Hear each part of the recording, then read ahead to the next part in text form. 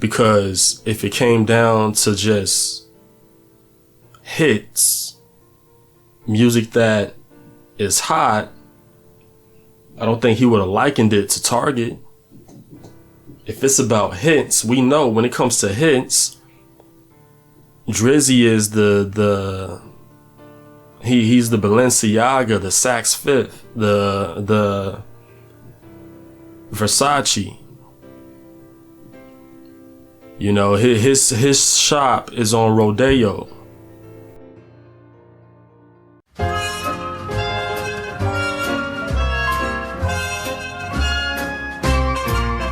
As I walk through the valley of the shadow of death, I take a look at my life and realize there's nothing left. 'Cause I've been blasting and laughing for so long that even my mama thinks how my mind is gone. And I ain't never crossed a man who didn't deserve it. Me be treated like a punk, you know that's unheard of. You better watch how you talking and where you're walking, or you and your homies might be lined and chalking. I really hate to trip, but I gotta load. As I croak, I see myself in a pistol smoke. Oh, I'm the kind of G the little homies wanna be, like on my knees in the night, saying prayers in the street light. Been spending most their lives living in the gangster's paradise. Been spending most their lives living in the gangster's paradise. Keep spending most our lives living in the gangster's paradise. Keep spending most our lives living in the gangster's paradise.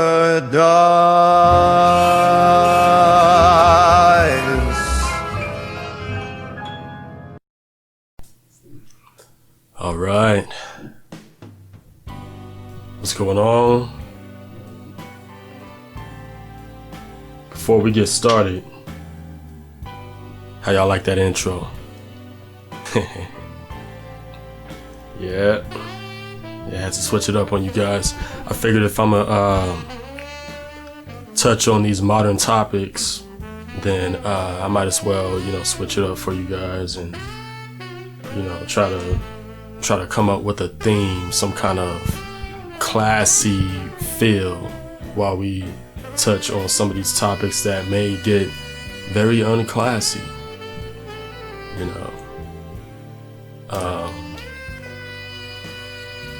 It's always good to have class in mind, to be in a mentality of class, especially when you're dealing with topics that could kind of get out of hand, topics that deal with people's personal problems. You want to go about things in class. You may have to ruffle some feathers. You may have to, step on some toes. But as long as it's being administered out of love, the people's gonna feel it. People's gonna feel it. So yeah, class. I think that's the best kind of theme that we could have. And what's more classy than the classics, right? You got that's AI, by the way. That's an AI cover of Frank Sinatra doing Coolio's Gangster's Paradise. So, I mean, it doesn't get classier than that. It doesn't get more classic and more classier than that. But let's get on this. The first topic for this series, this is the season finale. Well, no, not season finale. This is the pilot episode. This is the opening. First episode. Mos Def, Yasin Bey. I think that's how you say his name. Yeah, Yasin Bey. Talking about Drizzy's music, man. Talking about his, and I don't think he's talking about the type of hits that he makes. I don't think he's talking about the bangers. I don't think he's talking about the hits. I think Mos Def is coming after him lyrically, from a lyrical point of view. And I know there's a generation gap. I know hip hop has taken quite a turn since Mos Def's time. But I mean, Mos Def was outside. Mos Def was outside. He knows about that battle rap environment when you had to go to someone else's hood and had to battle around all these guys that could jack you whenever they want, right? You're in this hood and you're hoping that it's all love, and you're rapping, battling this guy that's from that hood, and this is who everyone loves there, and you're trying to beat him. See, you're trying to beat him in his hood. This is for those that don't understand the whole concept of battle rap. Mos Def comes from that era. See, and it's an era where if you was a rapper and someone asked you to freestyle and you was rapping anything other than what was coming from the top of your head or some throwaway raps, you will lose all of your credibility as a lyricist. You gotta think about how high the bar was for these guys. So he has that. Mos Def has that. And this is before even watching the clip. Where I'm about to put the clip on for you guys in a bit. I'm gonna watch it myself. I still haven't watched it. But these are just some things you got to think about. You know, you're battling this guy and you're trying to beat him in his hood. He's already loved in his hood. And if you beat him badly, if you mop the floor with him, chances are you're not making it home. Your objective is to mop the floor with him lyrically and to make it home for you know, everyone to be a good sport. But it's the hood. It's a place that's not known for class, right? So yeah, this is this is the era that Mos Def comes from. And Mos Def probably even got a little bit of street cred. He probably got a little bit of street cred in terms of some things that he may have did back in the day. You know, I don't know if he ever did time or not, but if so, that's that right there. But that versus Drizzy, come on. You know, I don't have to keep going down this road. We already know where this goes. So Mos Def definitely qualifies to speak on this. But you know, I chose this topic because it's trending, and man, it is thought-provoking, because I don't think this is my presumption on what Mos Def is probably talking about. I don't think he's going after the hits. I think he's going after the lyricism. So let's get into the video real quick, and let's see what transpires from this.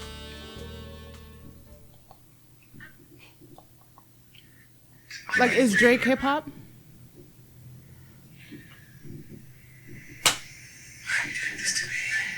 Drake is pop to me, in the sense like if I was in Target in Houston and I heard a Drake song, it feels like a lot of his music is compatible with shopping. Oh God. Commercial music. Or as you know, shopping with an edge in certain instances. Fair. I like Drake's music, but I understand exactly what you're saying. Of course, I mean, It's commercial, entertaining, fun, good, formulaic music. It's likable. Likable music, yeah. But is it? You know, I'm gonna leave you alone. We're gonna move on. Oh man. So many products. Man. So many SKUs. So many SKUs. Look at all these SKUs. Oh, so many products. So much merchandising. So many barcodes. I love this mall. Look at this man. place. I mean, look at this place. They have everything. Everything's here.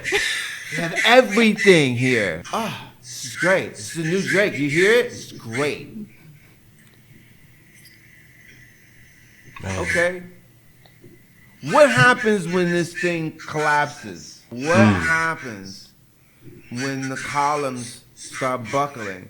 Are we not in some early stage of that at this present hour? Are we seeing like the collapse of the empire? Buying and selling, where's the message that I can use? Right. You know, what's in it for your audience apart from like banging the pom-poms? Wow.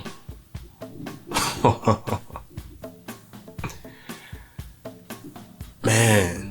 Now this isn't a new observation.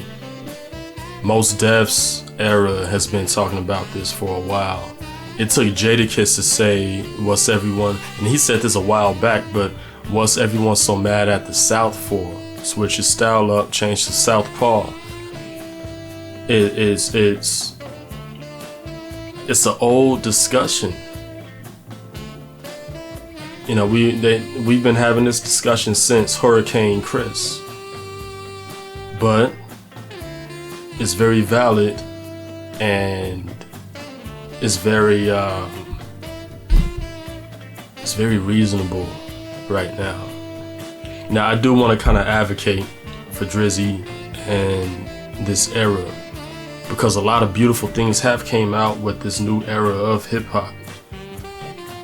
You know, a lot of beautiful things, but not nearly as powerful or influential as the golden years of hip hop, when you could just walk outside and there'll be some instrumentals playing and there will be other people rapping, just getting a cipher in your hood. And every hood had a battle rapper that was just known for just taking guys out. You know, that, I mean, you don't have that today. You gotta, as a matter of fact, you gotta go to another country for that. See, you just may have to go to Canada for more of that hip hop feel. Maybe it's the golden years of hip hop in Canada right now. I haven't been, so I can't tell you. I know the Philippines are hot when it comes to the b-boys and the b-boy movement. So it's not like hip hop is dead, but the discussion was always made. The question was always made. Will this era be able to last? Can these new guys make music that you could listen to years later down the line? And the answer is absolutely no. Absolutely no. It's just like these new ideas, these new business ideas, these businesses that are in new markets that haven't been around for more than 10 years. You know, if it's not crypto, it's probably not going to be around for too long. Like Amazon selling and Shopify, when it was hot, yeah, you could make a couple million. Yeah, I mean, if you figured it out, you could probably get rich. But once everyone figured it out, once there was too much competition, it wasn't hot anymore.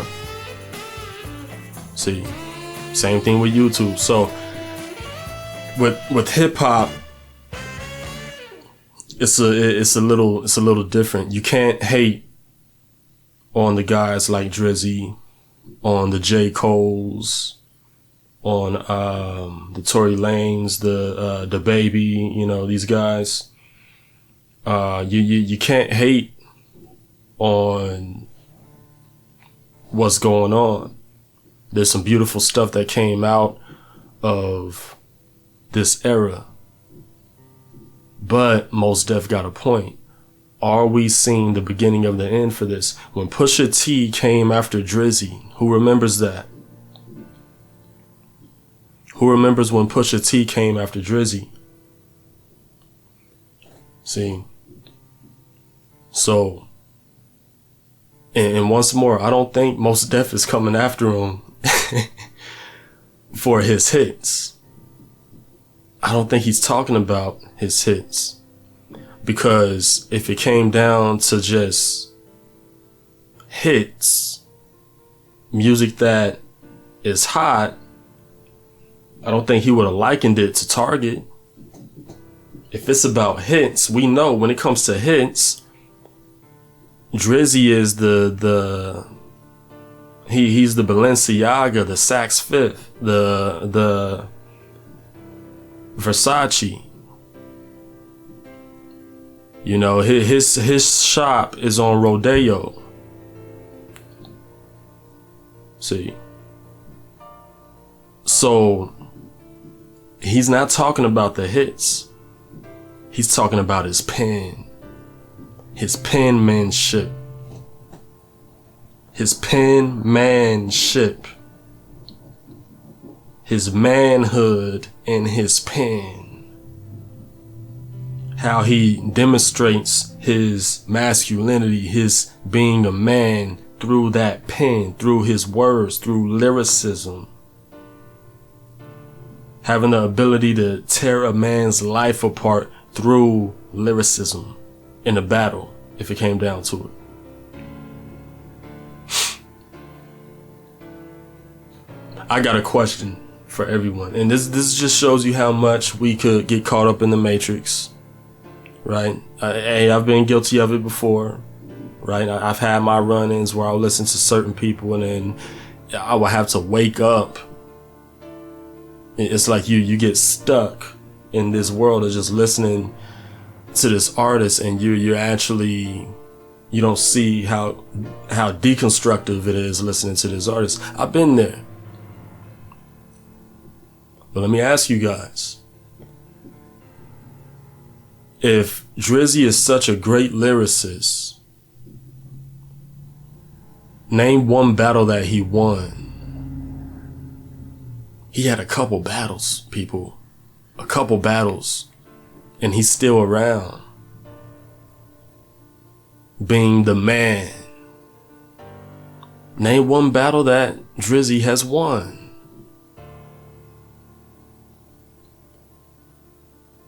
I'll wait. We got Meek Mill. We got Kendrick. I think J. Cole came after him. A little bit of everybody came after Drizzy. But name one that he won. Ticket sales don't win battles. It don't work like that.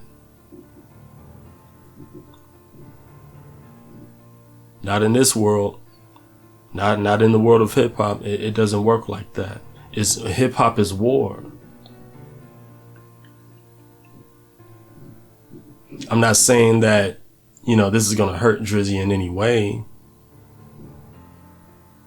But this young lady started something. She asked a guy that comes from a whole other world how he sees Drizzy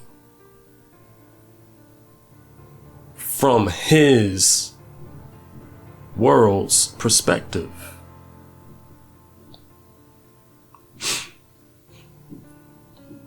I'm gonna do something special for you guys. I don't want to be too long on this one. This one shouldn't take too long.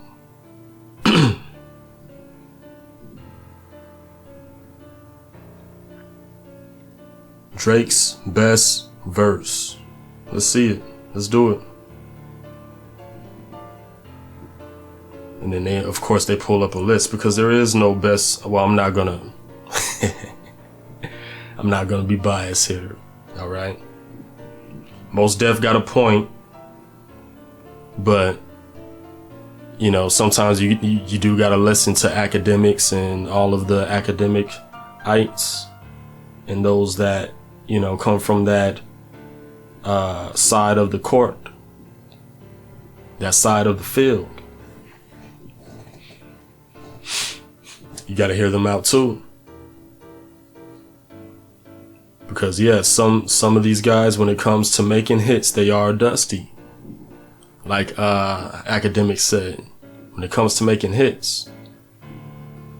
But that's the whole thing that the older generation has been trying to warn the new generation.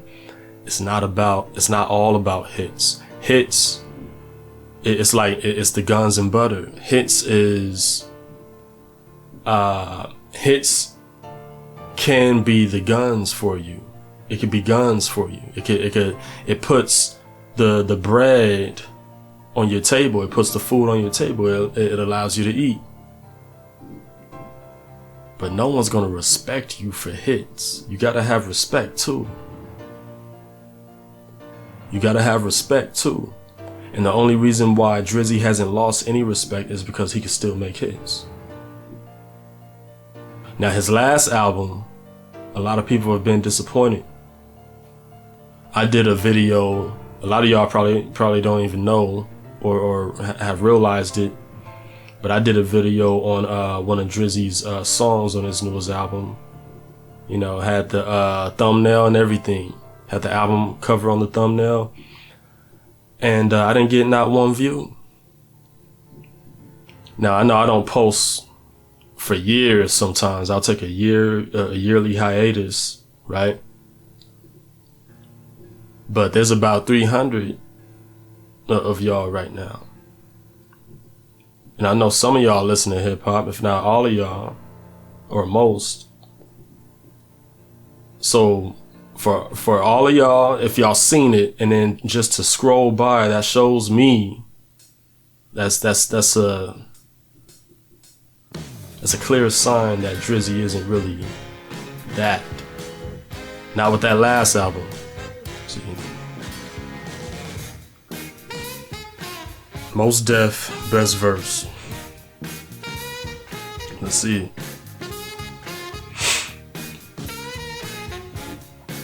Let's go to Drake first.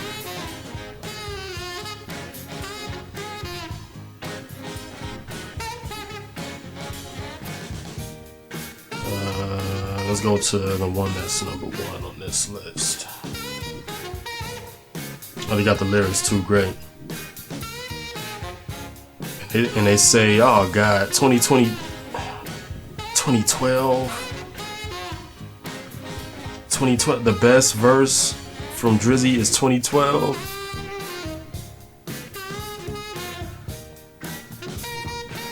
I'm gonna read through this and kind of look for the punchlines. It bothers me when the gods get to acting like the bras. Guess every team doesn't come complete with brothers like ours. That's why I see no need to compete with brothers like y'all. I just ask that when you see me, you speak up. That's all. Don't be ducking like you never wanted nothing. It's feeling like rap changed. It was a time. It was rugged. Back when if a brother reached, it was for the weapon. Nowadays, brothers reach just to sell their record. That was clever. That was clever. Spaghetti.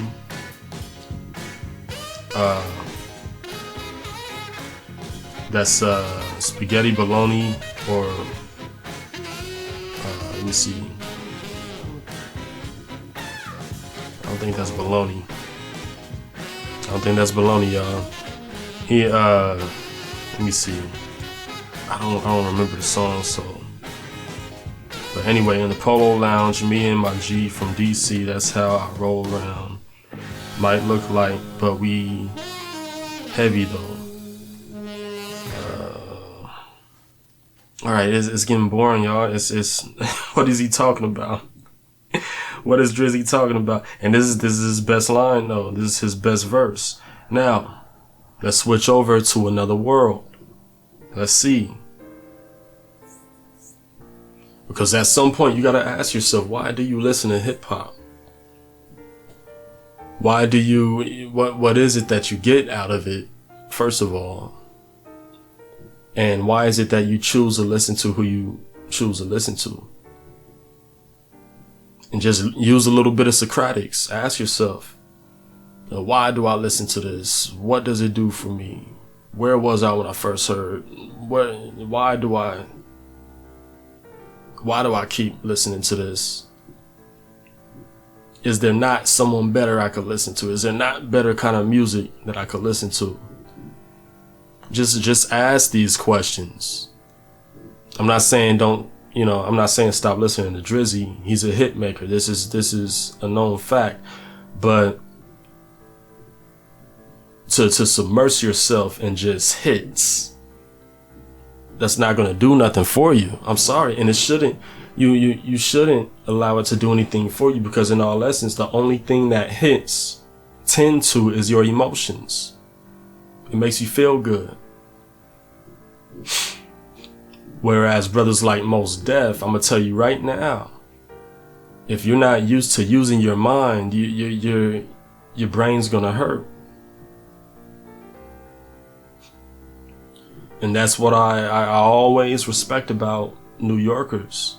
When they listen to their music, they listen to it with the front part of their brain, with their mind. They don't listen to it with the back side of their brain, with their emotions. They put a song on because they want to hear someone say something that will trigger a idea, a thought, that will trigger some creativity in their selves. I love that. I absolutely love that. That's why if the Wu-Tang was from LA, if the Wu-Tang was from Houston, they wouldn't have made it. They wouldn't be considered greats. They had to come from the area of the greatest lyrical thinkers in the world. And it just so happened that they came from an area of the black sheep of the greatest thinkers in the world, Shaolin, Staten Island. Because around that time, when it came to battles, Harlem was just, it was that place.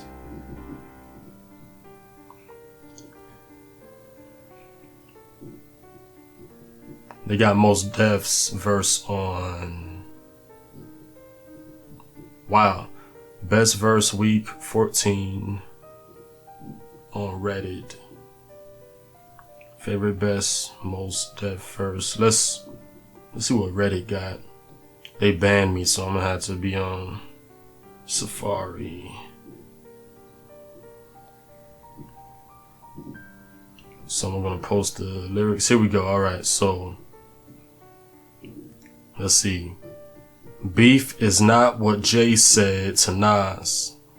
Beef is when the working folks can't find jobs. So they trying to find brothers to rob. Trying to find bigger guns so they can finish the job. My goodness. Beef is when the crack babies can't find moms.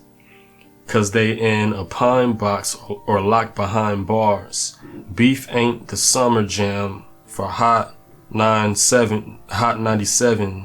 Wait, there's a slash the way I don't know why they wrote it like that. Beef ain't the summer jam for Hot 97. Beef is the cocaine and AIDS epidemic. Oh my God. Oh my God. See, this is what I'm talking about. Beef don't come with a radio edit. Beef is when the judge is calling you defendant. Oh my. I'm not gonna keep doing this. That's it. I don't have to keep going. I don't have to keep going. I don't have to keep going. There's no comparison. So when Mos Def says Drizzy is like shopping at Target, absolutely yes, I agree, 100%. 100%. It's like shopping at Target. It's like shopping at Walmart. It's like going to a place where you know you're gonna get a good deal. It's like going to a place where you know you're gonna feel good about the money that you spent. You're gonna feel good about it. When you know you could have went to some place that has value, some place where you purchase something and it's gonna appreciate. Some place where you buy something and it may be a little expensive to you, right? But you could throw it on Amazon for twice the price and it'll sell like hotcakes. That's value, see? And this is why I bring up the Matrix so much. I would like to do a Matrix channel. I may do a Matrix bucket on this channel and just throw that in the playlist. But that's why I'm so big on the Matrix, because, and I'm trying to get you guys to study on it too, because people, we could get caught in simulations. We could get caught in a simulation, multiple simulations. Life in itself is a grand simulation. God gave us by his word that if you eat good, work out good, sleep good, you're going to get a maximum of 120 years. But you're not surpassing 120. God made that clear, okay?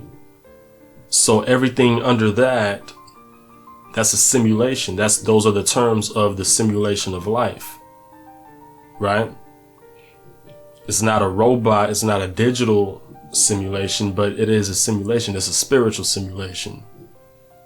In this simulation we call life, on this database we call Earth, or this JavaScript, this place we call Earth, right? But when you pick up your headphones, are you tapping in? Are you loading up a simulation that will cause you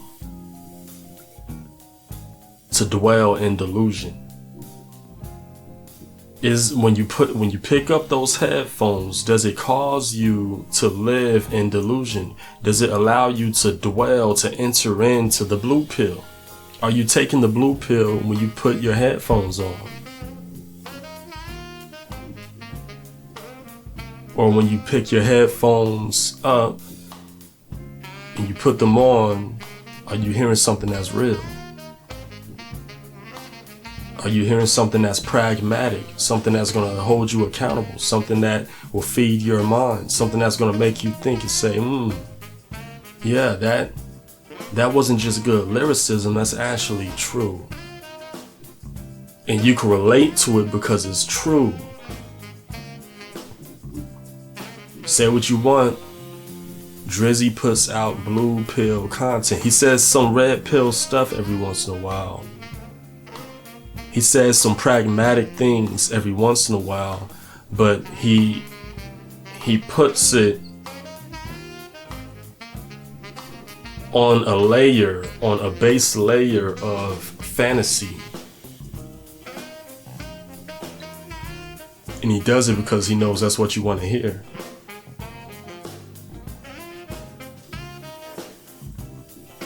He does it because he knows that most hip-hop fans live in fantasy. They live in delusion.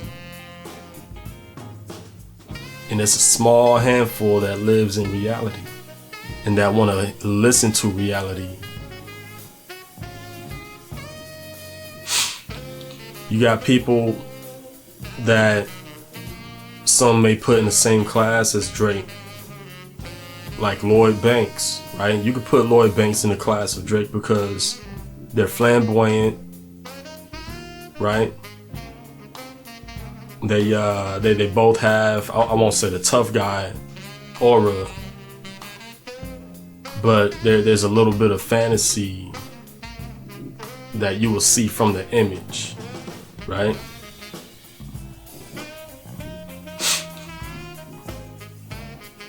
But when you listen to what Lloyd Banks is saying, very little of it is delusional. Very little of it tends to things that's gonna just make you feel good, but isn't really gonna give you something constructive to consider. Brothers like Lloyd Banks, brothers like Loso, you could even say Joel Santana. I still like Joel Santana. The Locks, these guys, they rap with conviction.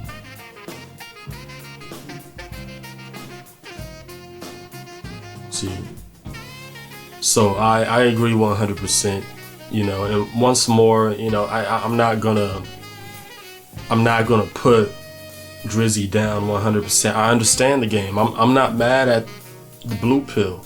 I'm not mad at the Matrix. I understand that this is how the system works, and I also understand that most, maybe even some of y'all, unfortunately, I hope not, but maybe even some of y'all will just, your mind is made up. You're gonna tend to the emotional, delusional, fantasy stuff. And hey, I get that. I'm not mad at that. You know, I'm not a Morpheus where I would obsess over finding the one to the point where, you know, I'm willing to sacrifice things and sacrifice people to wake people up. Hey, if you're not searching for the truth, that's it. That's the end of the discussion. I'm not about to try to evangelize or preach to you.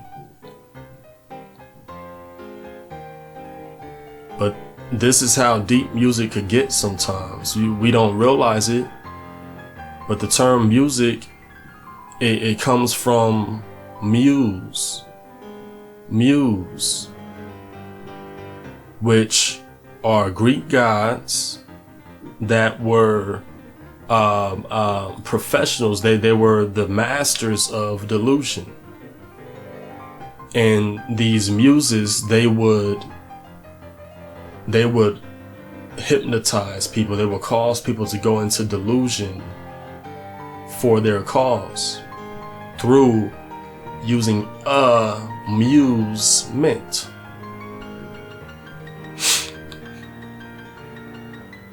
So music coming from the muses of ancient Greece puts people into delusion. In its basic form, it puts people into delusion by giving them amusement, by entertaining them. See, there's a thin line between education and entertainment. Thin line, because many people like educating people through entertainment. And I'm sorry, the world's people try to mix the worlds like alchemy. It's not a good mix. It can work, but when you get down to it, you're not listening to that song because it's going to make you smarter. You're listening to the song because it's the only way that you would feel like educating yourself in many cases. When you get down to it. And that's why Drizzy has his fan base. That's why Drizzy is Drake's Sinatra.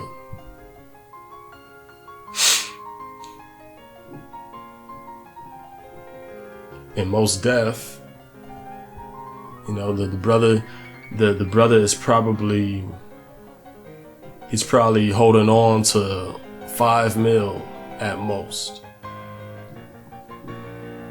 He's probably holding on to 5 mil at most.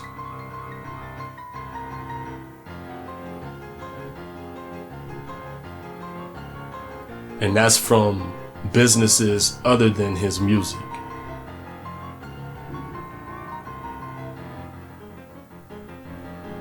Why? That's the game.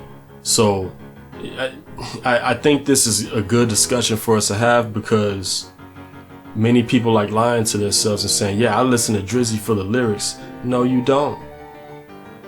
No, you don't. You listen because you like hearing a fly dude say some fly stuff to a beat that's gonna make you feel good. That's it. That's all anybody listens to Drizzy for. That's it. And when you get down to it, people try to gas him and say, oh, he has some great lyrics. He wrote all the lyrics for Wayne on the Carter 3. Well, what about the Carter 3? He ghost wrote for Wayne. And Wayne had some of the best bars in the early 2000s. I get that. But if his pen was that consistent, why hasn't he won one battle? He could write lyrics to help someone else protect theirself, but he can't write lyrics to protect himself.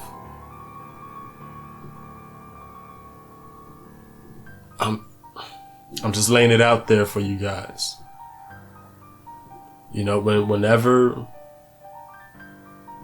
you have the opportunity to listen to some music, make sure it's good music. And if you listen to people like Drake, if you listen to whoever's hot, that's okay too. But don't submerge yourself in it. Take a break from it. Spend some time just listening to the woo. Spend some time just listening to the locks. The locks, hey, that's a little bit of fantasy. All the stuff that they rap about, you know, the guns only work out on the wrist so the fifth don't jerk back. Like that's fantasy. But the theme, the overall theme of their lyrics, the overall theme of their songs are, there's people out there like this. There's people out there like this. This world is a real place. It could get very rough and very dark for you if you don't watch your back.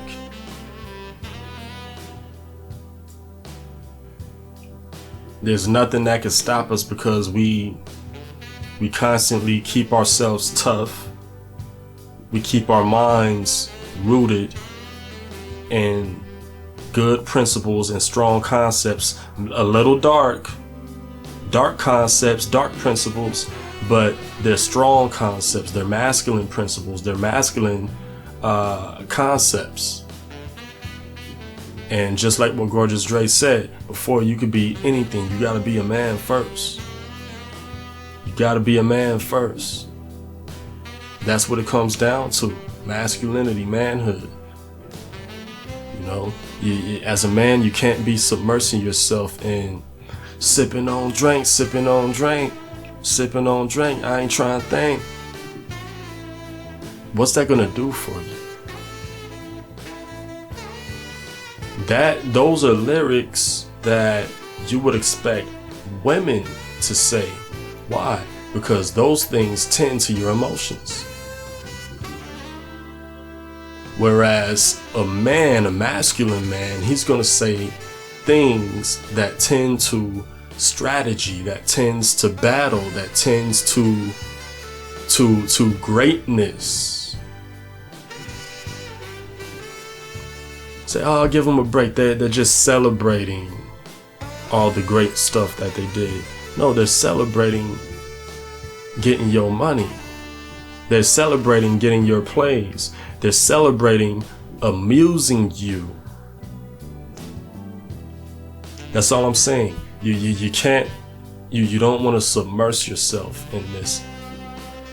You don't want to submerge yourself in the fantasy stuff. I agree with Mos Def 100%. And if Drizzy replies to this, I may do something on that too. And like what Academics said, hey, you know, once more, a lot of the old artists, they are dusty because they don't care about what's new. They don't care about what's hot. They don't care about keeping up. The only one that's from that era that knows how to keep up is Jay-Z. Nas is just now, Nas will try every once in a while. You know, Nas will give it a shot, and then at some point you could feel that Nas is just saying to itself, this is whack. This is whack. I'll put it out. I'll finish this because I said I was gonna do it, but this is whack. It's hot as whack right now.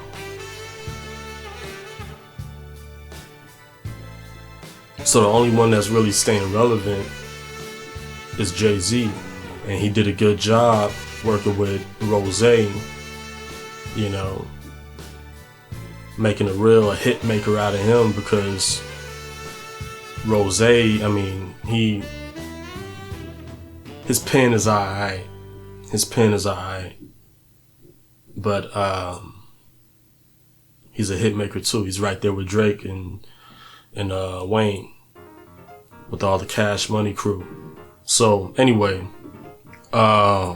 this wasn't supposed to be that long, but it's a good one. It's a good way to start off this new bucket, I guess, of videos, because I can't just talk about what I want to talk about all the time. You know, I gotta talk about what y'all want to hear, you know.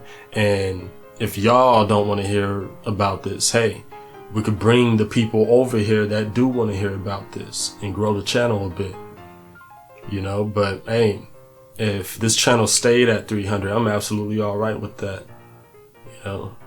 If this channel didn't get more subscribers, I'm absolutely all right with that.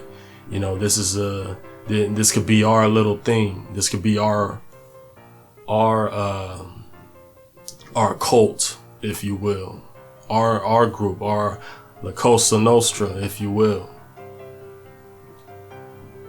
See, and yeah, I think that covers that. Academics, his point, definitely vouches for Drake.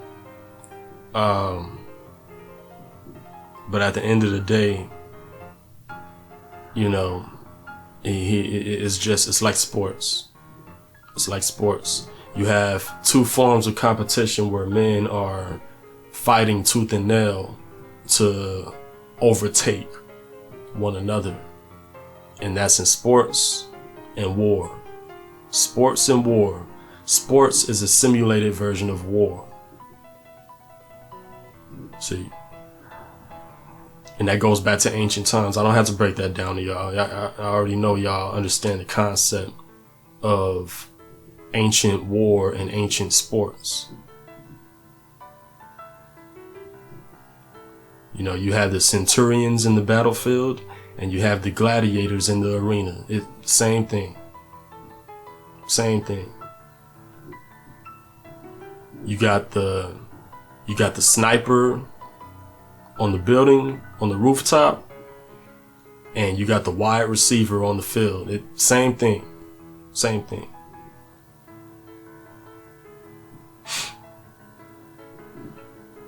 And you have Mos Def on the block, kicking ciphers, and you got Drizzy on the stage.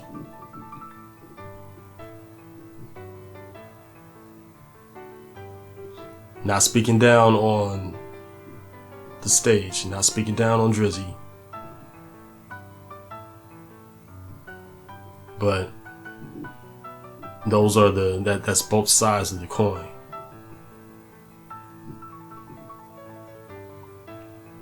And that's not to say that we should submerge ourselves in conscious rap either. That's not to say that. But this is a discussion that is good to have because it ties into so many other things in life.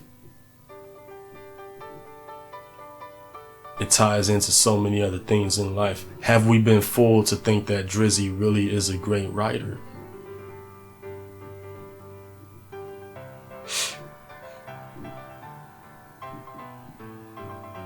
I mean, look, I know I'm not alone with this. Is it just me, or does it seem like a lot of listeners' expectations are so high on, and I could be wrong, I'm figuratively saying this, but does it seem like listeners' expectations could be so high that a guy that's supposed to be a pen guy has to hide his wordplay into the verse to where you're not sure if it's a punch or not? That's Drizzy's lyrics in a nutshell. It's him hiding the punch just in case if it doesn't land, at least it'll sound like you didn't get it. That's what I get whenever I listen to a Drizzy verse. Whereas Mos Def, shot to the head, headshot, headshot. That last verse that I just read. And see, what we're not gonna do is compare Drizzy to Jadakiss. That's the show right there. Stay wise.